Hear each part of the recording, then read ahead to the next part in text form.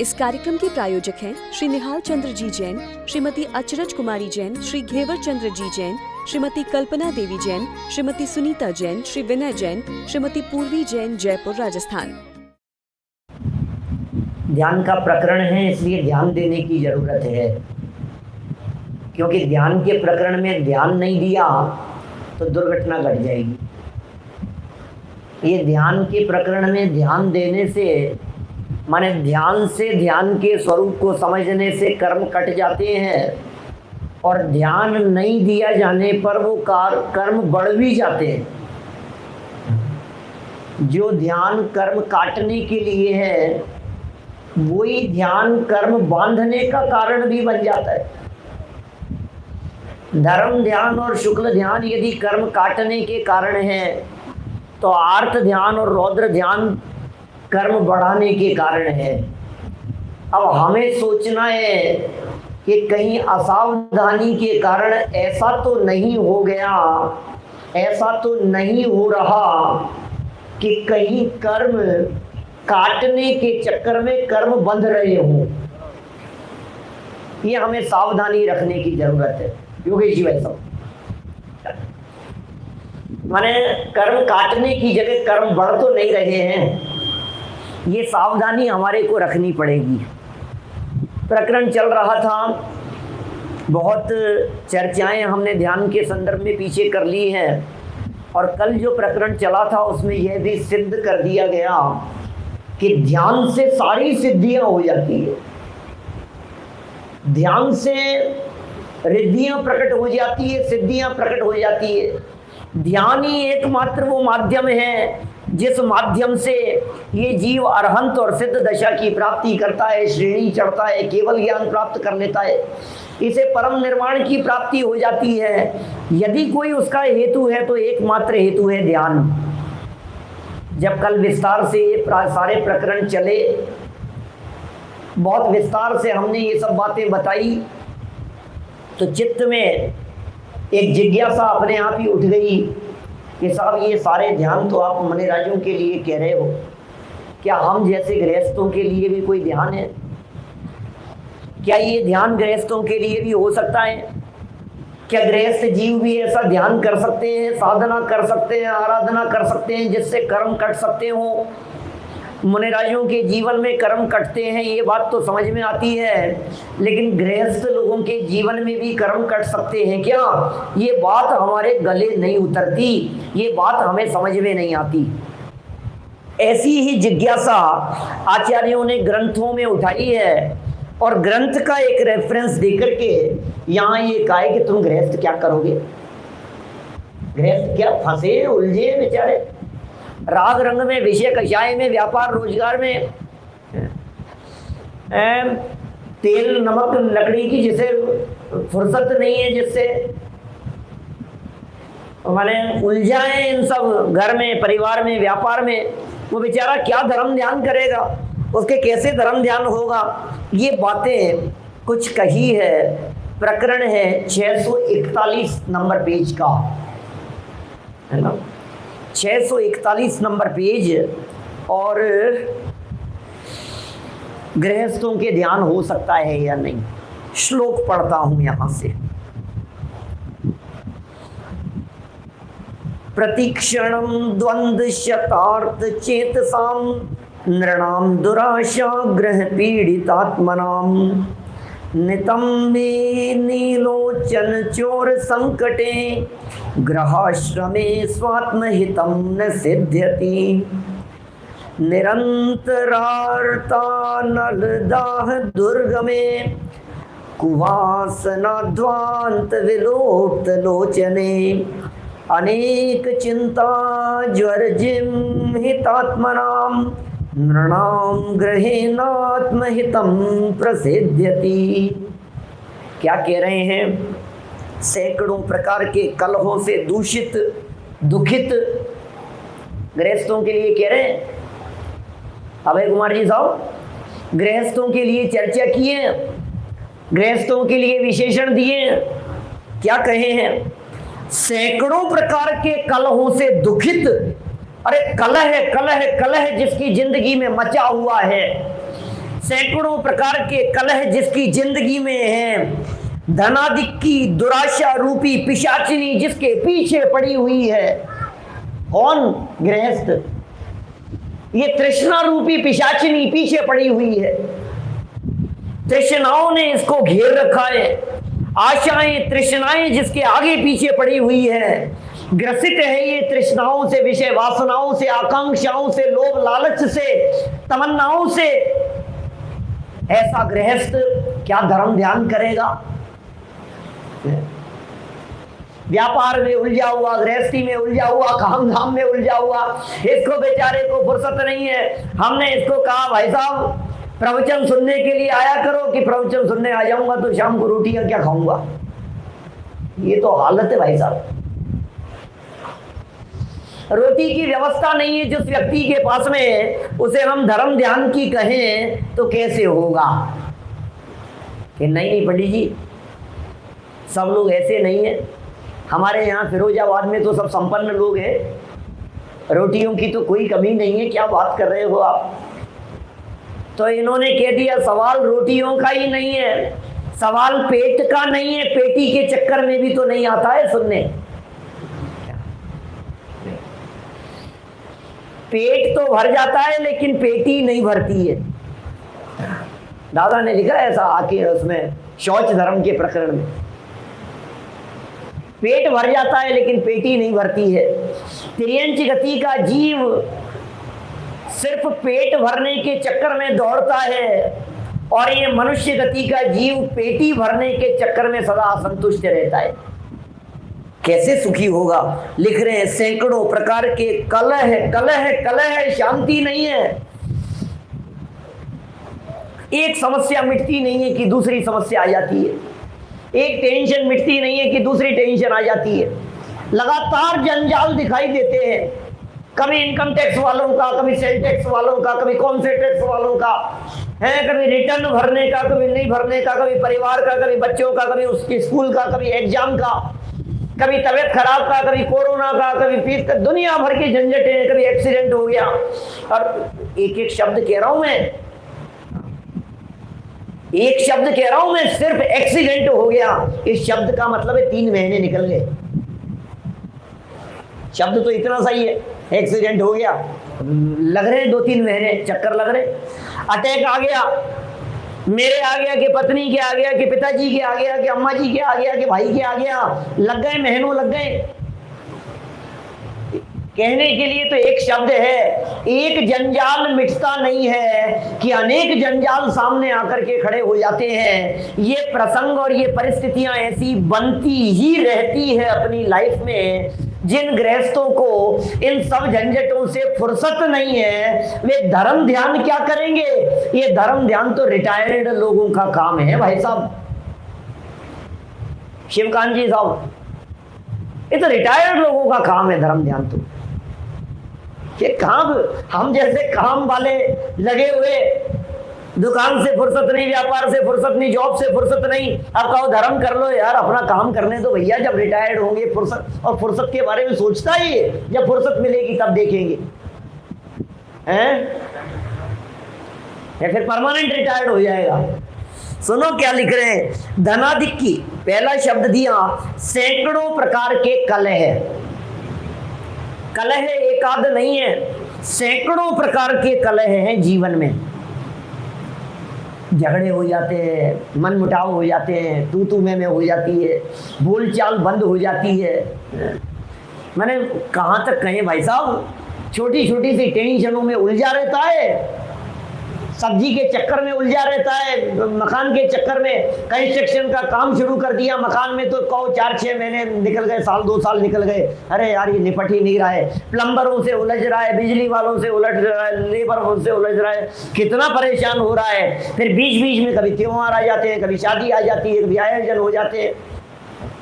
अनंत शास्त्रम बहुलश्च विद्या अल्पश्च कालो बहुविघ्नताच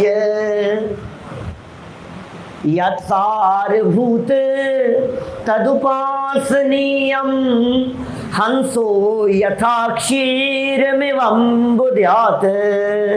क्या अनंत शास्त्रम, नीतिकारों ने लिखा है, नीतिकारों ने क्या लिखते हैं? अनंत शास्त्रम, शास्त्र अनंत है, शास्त्रों का पारावार नहीं है। बहुलश्य विद्या, विद्या की कमी नहीं है इस धरती पर।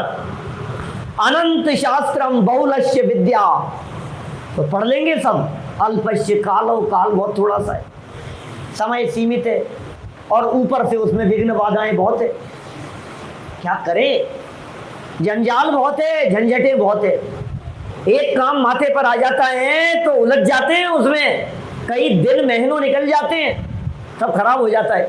तो कह रहे हैं यहाँ सैकड़ों प्रकार के कलहों से दुखित धनाधिक की दुराशा रूपी पिशाचिनी, दुराशा आशा नहीं है वो, दुराशा रूपी पिशाचिनी से पीड़ित मनुष्य को और प्रतिक्षण स्त्रियों के नेत्र रूपी चोरों के उपद्रव सहित गृहस्थ आश्रम में आत्महितकारक धर्म ध्यान कैसे हो सकता है? नहीं हो सकता। आराधकों को तो निर्वृत्ति चाहिए भाई साहब, आराधकों को तो निर्वृत्ति चाहिए। निर्वृत्ति नहीं होगी तो आराधना नहीं होगी। अरे निर्वृत्ति नहीं होती है तो विद्यार्थी का विद्यार्थीपन नहीं होता है भाई साहब। क्या विद्यार्थी भी नहीं हो सकता। काग चेष्टा बको ध्यानम श्वान निद्रा तथैव च, अल्पाहारी और कौन? गृह त्यागी, घर गृहस्थी के जंजाल में उलझा फंसा हुआ आईएएस नहीं कर सकता, ऑफिसर नहीं बन सकता, उच्च पदों की प्राप्ति नहीं कर सकता। उसे मेहनत करने के लिए घर परिवार, विवाह, शादी, बर्थडे पार्टी, एनिवर्सरी, दुनिया भर के झंझटों से निवृत्ति लेनी पड़ेगी। अरे इस निवृत्ति के बिना जब लौकिक क्षेत्र में सफल नहीं हो सकता तो इस निवृत्ति के बिना पारलौकिक क्षेत्र के अंदर धर्म ध्यान कैसे करेगा? इतना कठिन काम है। और फिर कहते हैं नहीं साहब गृहस्थाश्रम में करेगा कैसे? महा कठिन काम है। मालूम है छठखंडागम ग्रंथ का स्वाध्याय कर रहे थे नेमिचंद्र सिद्धांत चक्रवर्ती आचार्य देव, छठखंडागम का स्वाध्याय कर रहे थे, और उसी समय चामुंड राय आए, सेनापति हुआ करते थे, सम्राट जैसा गौरव प्राप्त है चामुंड राय को, जिनके निर्देशन में, जिनके मार्गदर्शन में, जिनकी भावना से, जिनकी माँ के आशीर्वाद और प्रेरणा से श्रवण बेलगोला वाली प्रतिमा बनी, श्रवण बेलगोला की प्रतिमा।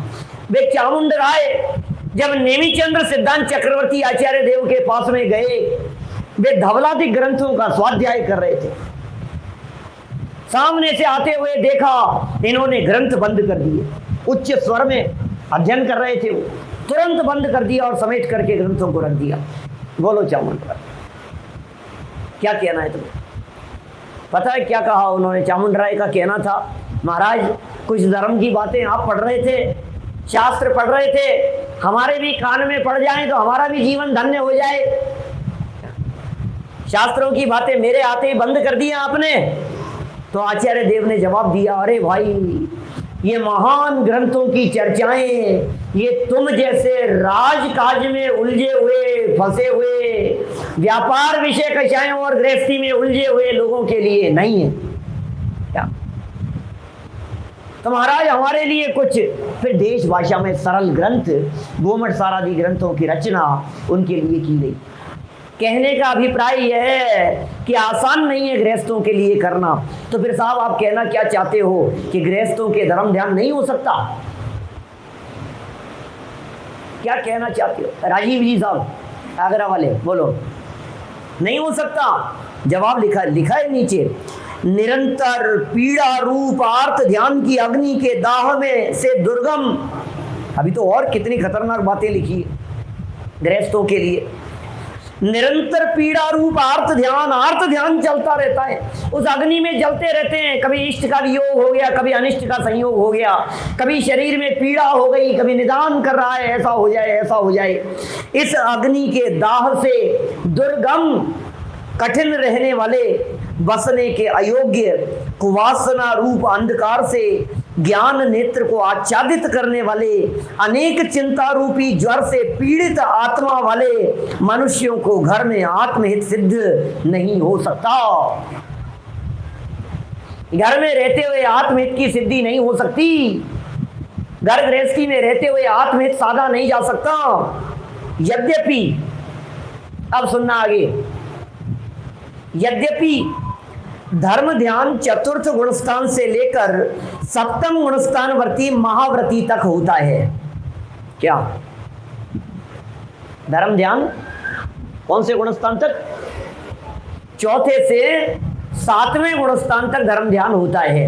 यद्यपि यह बात ठीक है, किंतु यह बात अवश्य है कि गृहस्थ अवस्था में पूर्ण रीति से नहीं बनता, क्योंकि गृहस्थ में आर्त ध्यान की बहुलता रहती है, पाप की बहुलता है, आडंबर बहुत है, जंजाल बहुत हैं, उलझे फंसे हुए लोग बहुत हैं। डॉक्टर मानमल जी जैन साहब, क्या उलझे फंसे हुए लोग बहुत हैं, क्या करें भाई साहब? तो ये कह रहे हैं इसलिए पात्रता नहीं बन पाती, अतः इसकी पूर्णता तो मुनि मार्ग में ही पाई जाती है। मुनि बने बिना धर्म ध्यान पूर्ण नहीं होगा, धर्म ध्यान की पूर्णता नहीं होगी मुनि अवस्था के बिना। अरे मुनि बने बिना मुक्ति की प्राप्ति नहीं है, मुनि बने बिना श्रेणी चढ़ना नहीं है, मुनि बने बिना धर्म ध्यान की सफलता नहीं है, मुनि बने बिना धर्म ध्यान की पूर्णता नहीं है। ये तो परम आदर्श दशा है। कब धन्य वो अवसर आएगा जब हाथ में होंगे पीछे कमंडल और संत साधु बन के विचरण करेंगे। क्या वो धन्य अवसर कब आएगा? भावना तो भाव, भावना तो भाव।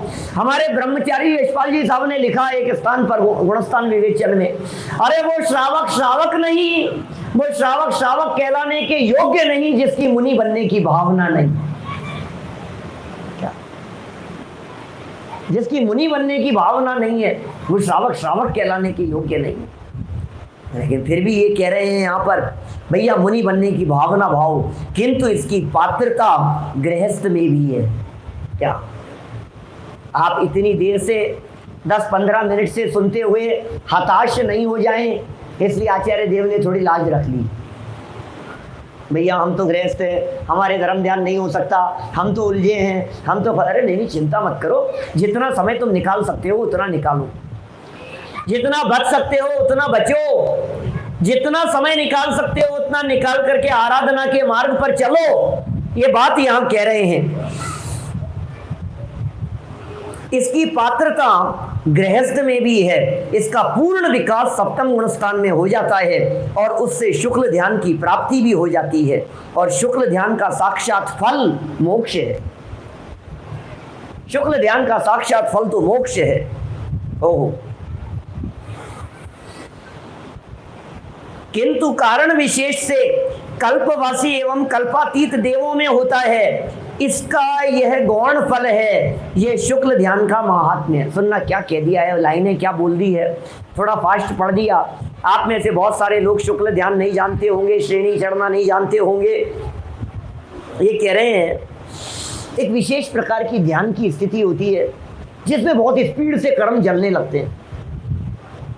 ध्यान की अग्नि जब अपनी चरम सीमा पर होती है तो शुक्ल ध्यान की दशा होती है। श्रेणी चढ़ते हैं उस समय स्पीड बहुत फास्ट हो जाती है। धर्म ध्यान की चौथे से सातवें गुणस्थान में जो स्पीड है, ये ट्रेन की चलते समय खिसकते हुए की स्पीड है, और जब ये अपनी चरम स्थिति पर होती है तब जो स्पीड होती है वो अलग ही होती है। एरोप्लेन जब चलने लगता है तो जब जमीन पर धीरे धीरे चल रहा होता है क्या, और उसके बाद जैसे ही टेक ऑफ करता है तब जो स्पीड बनती है, उसकी जो पावर लगती है और जो स्पीड से दौड़ता है, वो बात ही कुछ अलग ही होती है। तो ये जो शुक्ल ध्यान की दशा है, ये इसी प्रकार की दशा होती है। उस दशा को प्राप्त करने के लिए प्रारंभिक अवस्था में गृहस्थों के भी धर्म ध्यान होता है। एक पैराग्राफ और पढ़ूंगा, आप लोग थोड़ा धैर्य रखना, फिर चर्चा करूंगा उस पैराग्राफ के बेस पर कुछ परिणामों की। देखिए क्या क्या लिखा है, कुछ सैद्धांतिक शब्दों के प्रयोग है, इसलिए आप लोगों को कह रहा हूं धैर्य रखना। मेरे मोबाइल में बैठे हुए लोग तो सब समझते ही हैं। क्या देखिए क्या लिख रहे हैं, यदि शायिक सम्यक दृष्टि जीव, अभिनव जी, ये जीव हो और उपशम श्रेणी मांडले वे, शायिक सम्यक दृष्टि है उपशम श्रेणी मांडे, ठीक है, समझ में आ रहा होगा जो विद्वान लोग हैं हमारे साथी लोग। तो 11वें गुणस्थान तक जाकर पीछे आ जावे। क्या बात कर रहे हो?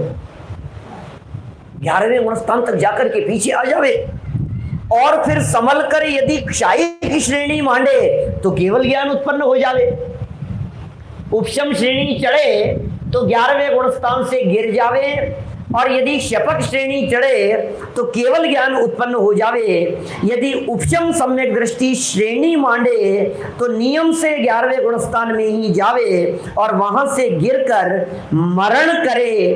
तब जिस अवस्था में आयु कर्म बांधा होवे उसी गुणस्थान में आकर मरण करे और कम से कम एक भाव और ज्यादा से ज्यादा अर्धपुद्गल परावर्तन वह जीव संसार में भ्रमण करके मोक्ष जावे नियम से। ऐसा लगता है पैराग्राफ का सार बतला रहा हूं। मुनि बनने के बाद, धर्म ध्यान की पूर्णता होने के बाद, शुक्ल ध्यान होने के बाद भी, शुक्ल ध्यान के प्रथम चरण पर आरूढ़ होने के बाद भी ऐसा क्या हुआ कि ये जीव वहां से दोबारा गिर गया और अनंत काल तक संसार में परिभ्रमण करता रहा? ऐसा क्या हो गया? सोचा है संजीव जी साहब, एडवोकेट साहब, बोलो ऐसा क्या हो गया? टोडरमल जी साहब ने मोक्ष मार्ग प्रकाशक 265 नंबर पेज पर बात लिखी है। देखो परिणामों की विचित्रता। ओह, सारा खेल परिणामों का है, सारा खेल भावों का है। दुनिया क्रिया देखती है और जैन दर्शन परिणामों को देखने की बात करता है, परिणामों को देखने की बात करता है और अभिप्राय बदलने की बात करता है। देखो परिणामों की विचित्रता। कोई जीव क्या नित्य निगोद से निकलकर क्या अल्पकाल में ही, अंतर्मूर्त में ही सम्यक दर्शन प्राप्त करके श्रेणी चढ़ के केवल ज्ञान की प्राप्ति कर लेवे और कोई जीव 11वें गुणस्थान तक जाकर पुनः गिरे और अर्धपुद्गल परावर्तन काल तक संसार में परिभ्रमण करता रहे। हो परिणामों की विचित्रता है। आखिर क्या कारण होता होगा? क्रिया में कोई दोष नहीं है, आचरण में कोई दोष नहीं है, आचरण अत्यंत उत्कृष्ट दिखाई दे रहा है। अरे बाहरी नेत्रों से देखोगे तो आचरण उत्कृष्ट दिखाई देगा, लेकिन दिव्य दृष्टि से अंदर में देखोगे तो परिणाम बदल गए। सारा खेल परिणामों का है। देखते देखते ही परिणाम बदल जाते हैं। क्या देखते देखते ही परिणाम बदल जाते हैं। अभी कैसे परिणाम थे और अभी कैसे परिणाम हो गए। मैं आपको एक प्रसंग सुनाना चाहता हूं चौथे काल का। भगवान महावीर स्वामी का समव शरण लगा हुआ था। महाराजा श्रेणिक अपने घर से समव शरण में दिव्य ध्वनि सुनने के लिए रवाना हुए। रास्ते में मार्ग में चलते हुए एक मुनिराज मिले और उन मुनिराज का दर्शन करने का भाव हुआ। प्रसन्न चंद्र नाम के मुनिराज। मुनिराज के दर्शन किए और दर्शन करके समव शरण में पहुंच गए। भगवान महावीर स्वामी की दिव्य ध्वनि, दिव्य देशना सुनने लगे और भगवान महावीर स्वामी की वाणी सुनते सुनते, उपदेश सुनते हुए मुक्ति की चर्चा चल रही थी, ज्ञान की, वैराग्य की चर्चा चल रही थी, ध्यान की चर्चा चल रही थी। प्रभु की दिव्य ध्वनि में ये बात आ रही थी कि मुनिराज ध्यान के दम पर केवल ज्ञान की प्राप्ति कर लेते हैं, निर्वाण को प्राप्त कर लेते हैं, कर्मों की नजर होती है। जब ऐसी मुनिराजों की महिमा चल रही थी तो एकदम महाराजा श्रेणिक के मन में भी आई और प्रश्न पूछ लिया कि मैं जिन मुनिराज के दर्शन करके आ रहा हूं, अभी यदि उनकी आयु पूरी हो तो वे मुनिराज मर करके कहां जाए? जवाब क्या आया राकेश सिंह जी साहब? क्या जवाब आया? ऐसा जवाब आया कि ये मर करके 7वें नरक में जाए। ये साधु होकर के 7वें नरक में। भगवान की दिव्य ध्वनि में आया है, भगवान की वाणी में ये बात आई है। इनका तो दिमाग चकरा गया। मैं मुनिराज के दर्शन करके आ रहा हूँ, क्या कह रहे हो प्रभु? इस कार्यक्रम के प्रायोजक हैं श्री निहाल चंद्र जी जैन, श्रीमती अचरज कुमारी जैन, श्री घेवर चंद्र जी जैन, श्रीमती कल्पना देवी जैन, श्रीमती सुनीता जैन, श्री विनय जैन, श्रीमती पूर्वी जैन, जयपुर, राजस्थान।